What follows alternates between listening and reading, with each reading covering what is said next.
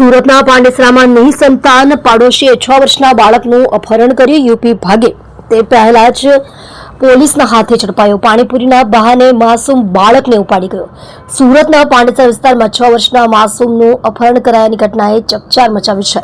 અપહરણનો મુખ્ય આરોપી સોસાયટીમાં જ રહેતો અને નિસંતાન પાડોશી નીકળ્યો હતો, જે બાળકને યુપી લઈ જવાની ફિરાકમાં હતો. પાંડેસરા પોલીસે ગણતરીના કલાકોમાં જ 100 થી વધુ સીસીટીવી ફૂટેજની તપાસ કરી આરોપી સુરત રેલવે સ્ટેશન પરથી તેને દબોચી લીધો છે અને બાળકને સહી સલામત તેના પરિવારને સોંપી દીધો છે.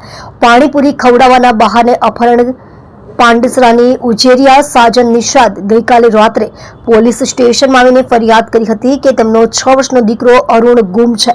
અરુણની મોટી બહેન અંકિતાએ જણાવ્યું કે સાંજે 6 વાગ્યે તેઓ બહાર રમી રહ્યા હતા, ત્યારે તેમના પાડોશી સોનુ ઉર્ફે બહાદુર પ્રભુ ગોડ અને અન્ય એક વ્યક્તિ પવન આવ્યા હતા. સોનુએ અરુણને પાણીપુરી ખવડાવવાના બહાને પોતાની સાથે લઈ ગયો હતો અને ત્યારથી તે પાછો ફર્યો ન હતો. સોનુ અને બાળકને આસપાસના વિસ્તારમાં ઘણી શોધખોળ કરવા છતાં કંઈ પત્તો લાગ્યો ન હતો. સંતાન ન હોવાના કારણે અપહરણનો પ્રયાસ. પોલીસ તપાસમાં ચોંકાવનારી વિગતો સામે આવી છે.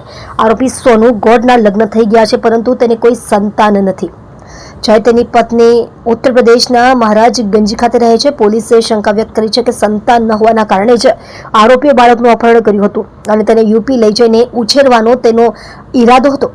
પોલીસની ત્વરિત કાર્યવાહી અને રેલવે સ્ટેશનની તેની ધરપકડ. આ ઘટનાને ગંભીરતાથી ધ્યાનમાં રાખી પાંડેસરા પોલીસે તાત્કાલિક કાર્યવાહી હાથ ધરી હતી. પોલીસે શહેરના ક્રાઇમ બ્રાન્ચ અને મહિતરપુરા પોલીસ સ્ટેશનની ટીમો સાથે મળી આરોપીની શોધખોળ શરૂ કરી. દરમિયાન પોલીસને બાતમી મળી હતી કે આરોપી બાળકને લઈને રેલવે મારફતે તેના વતન જવાનો છે, પરંતુ તુરંત જ પોલીસની ટીમોએ સુરત સેન્ટ્રલ રેલવે સ્ટેશન પર દરેક પ્લેટફોર્મ અને તેની આસપાસના વિસ્તારમાં તપાસ હાથ ધરી. પોલીસની આ સતર્કતાના કારણે આરોપી સોનુ ઉર્ફે બહાદુર પ્રભુભાઈ મુસઈ ગોડને રેલવે સ્ટેશન સામેથી જ બાળક સાથે પકડી પાડવામાં આવ્યો. પોલીસની સમયસરની કાર્યવાહીના કારણે આ માસૂમ બાળક મોટા અનિષ્ટનો ભોગ બનતા બચી ગયો છે. પોલીસે આરોપી વિરુદ્ધ કાયદેસરની કાર્યવાહી હાથ ધરી છે અને વધુ તપાસ કરી રહી છે.